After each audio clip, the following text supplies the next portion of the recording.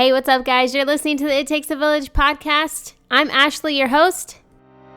This is where the struggles are real, the callings are heavy, the kids are sticky. We come together because it takes a village, and this is your tribe.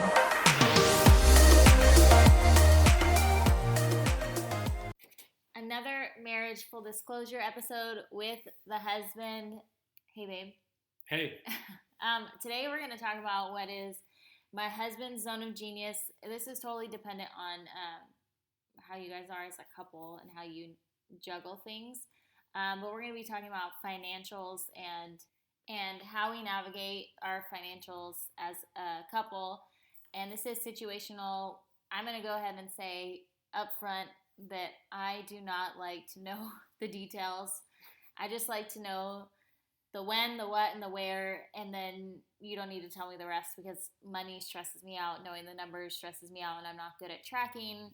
I am just awful at tracking money. And so in our relationship, my husband tracks it, and he's going to share what that looks like for us. And then you can apply these tips to whoever manages the money, and you guys can decide who's going to do what in your marriage and what works best for you. So babe, I'm going to go ahead and let you take over and talk about the stuff that stresses me out.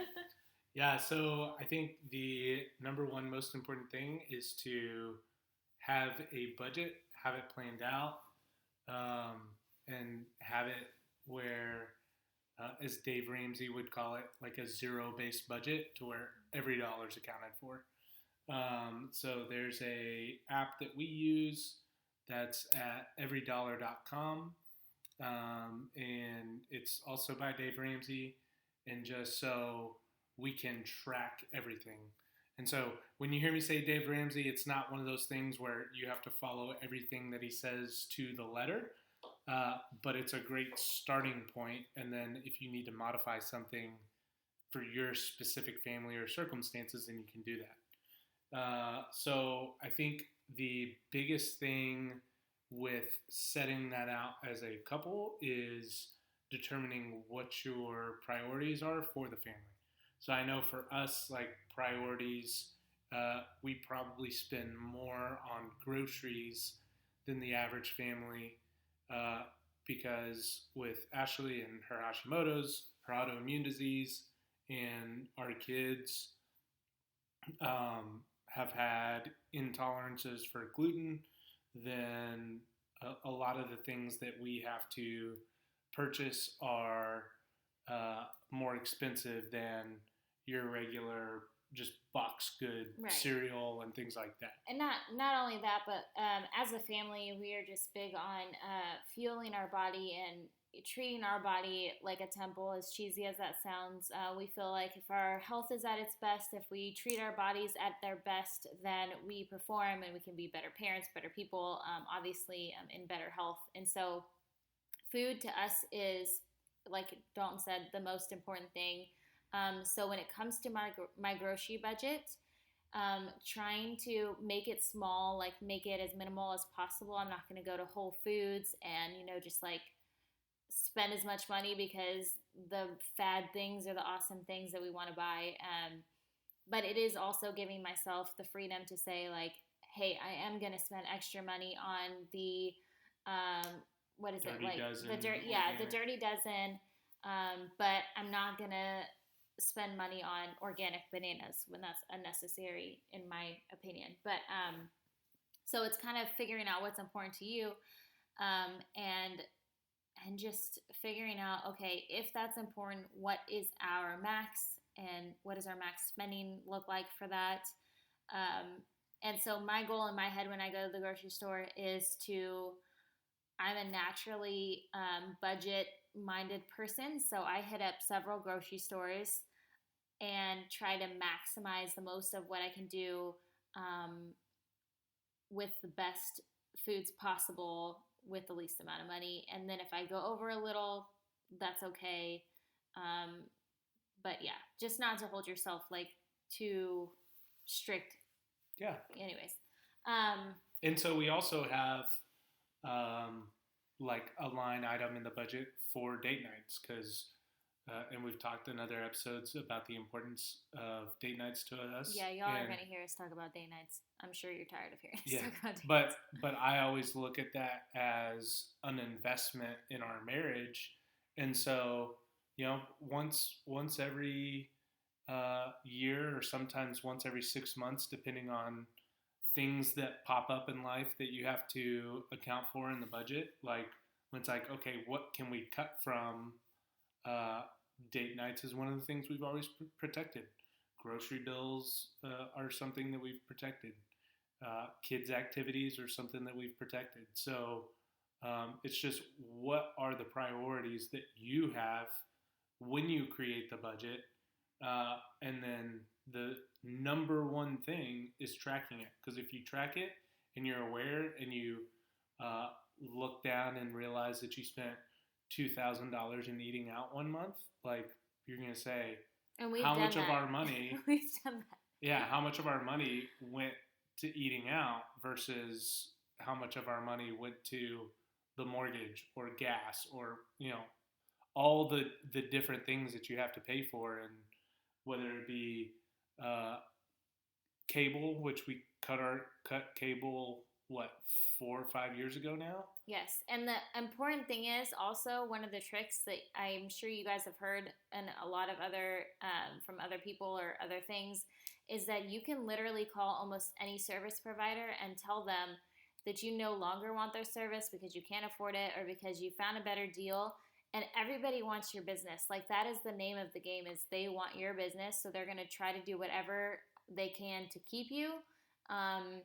And honestly, at the end of the day, if they don't want to give you a deal, then you can just say that you change your mind and you stay with them. Like, it's not a big deal.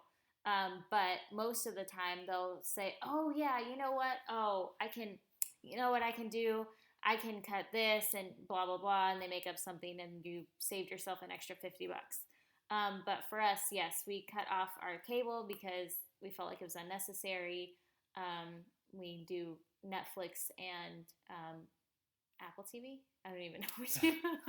What do we do? Netflix, Amazon Prime, and very recently Disney Plus. Oh, okay. And that's Apple? it. Yeah. But that's our entire. And we don't have a landline, so we cut that completely, which is like gone up. Anyways, I don't know why I was bringing that. I don't know who has landlines anymore. People have landlines. Anyways, where are we going with this conversation? Money. See, this is why this is not my zone of genius. I'm just like, tell me where I need to be, and that's what I do. But I think that the app or the program, what is it, like a website, or is it an app? Both. Okay, so we do not follow. I know when everybody says like Dave Ramsey, you immediately think of the envelopes and the cash and the blah, blah, blah. We don't do that because that is not like, you could not see me responsibly holding 10 envelopes of cash and me being able to navigate through it, and it just didn't make sense. A perfect plan that you don't follow or let me say this a different way. A good plan that you follow is better than a perfect plan that you don't follow. Right. Like, I think everybody got caught up on the envelope things. They're like, oh, I'm going to make cute envelopes, and we're going to divide it up. And then it's like, okay, but if you have toddlers in the grocery line, or you're trying to do this and that, like, is that realistically going to work out for you well? Like, trying to, let me look through my envelope of mini envelopes with all this cash. Like, that just didn't.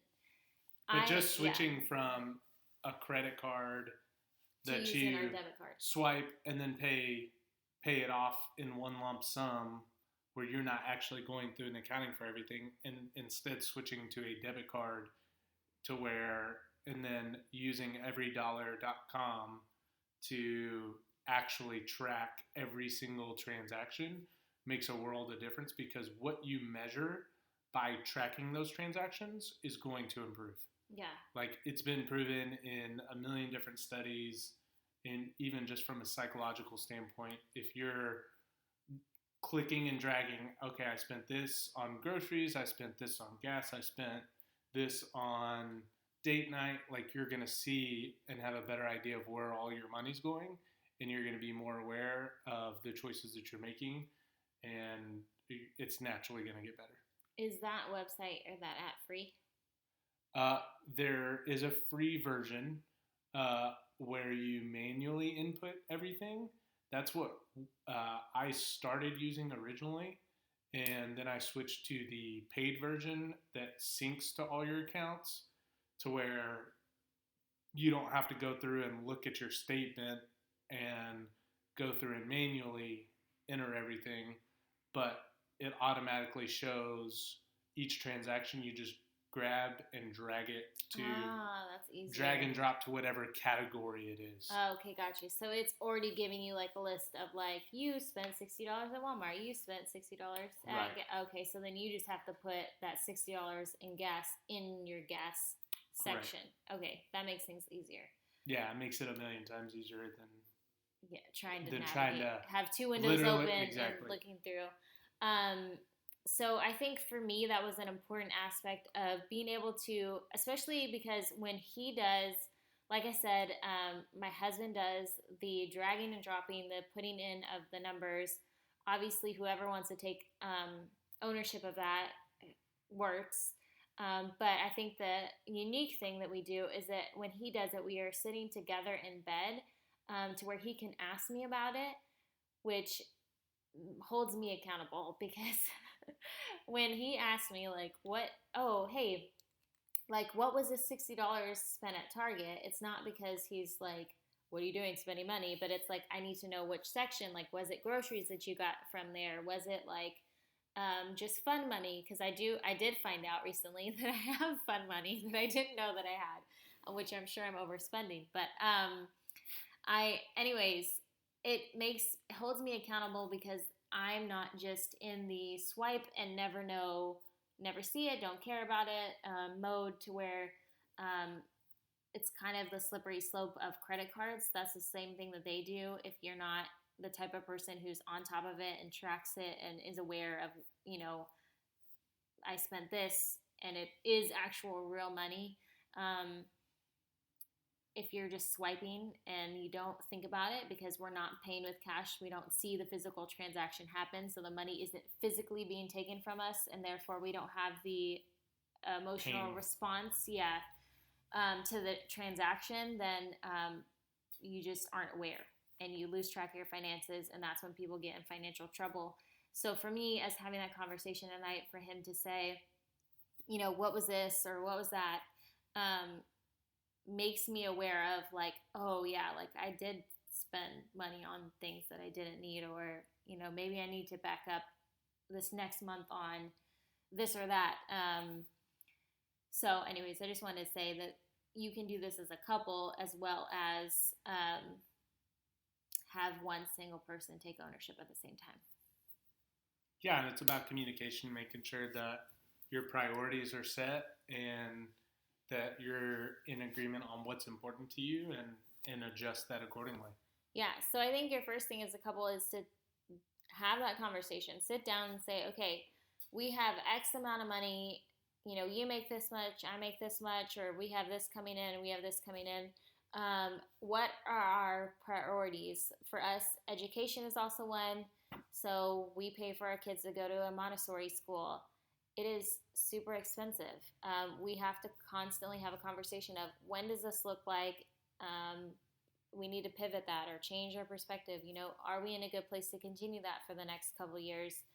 Those kind of conversations are the ones that you need to have. Like he said at the beginning of this episode, what are your priorities? And then go from there, and then break things down into like, realistic goals of, this first time around, I'm going to shorten my grocery budget to $250. Like if you're used to spending $300 a week, and then see if you can decrease it by $20 next month, or 2 months from now, and then get things back to where you need them to be, and see if you can do it and try it. And it's not a perfect system to where you're going to come up with the numbers and it's just going to work. I think you're going to have to see like, okay, I overspent. That means that we actually need to increase our gas budget and decrease our Starbucks budget or whatever. But when you go over in one area, when you're tracking it and using the software, this app, then you can see, hey, I've already gone through, it's the 15th of the month and I'm already 90% through my grocery budget. I need to move something somewhere else and say, if so it's like your if you going didn't, out budget, like, hey, I've got to reduce my going out budget because I overspent my grocery budget. yeah, and then by the third month or so, you're going to have a better idea and more consistency around all those things. But this is also a really great tool if you are trying to get credit card debt paid off, and because it allows you to track those balances and how much extra money you can put to each card balance every month to knock it up. And Dave Ramsey talks about the snowball effect of start with the smallest debt and then pay that off and then roll that into the next one and so on and so forth.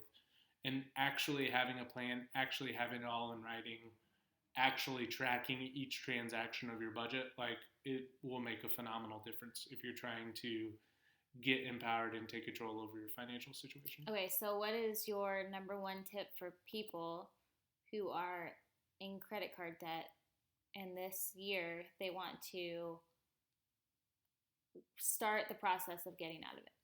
So, first of all, look at your budget, set your priorities.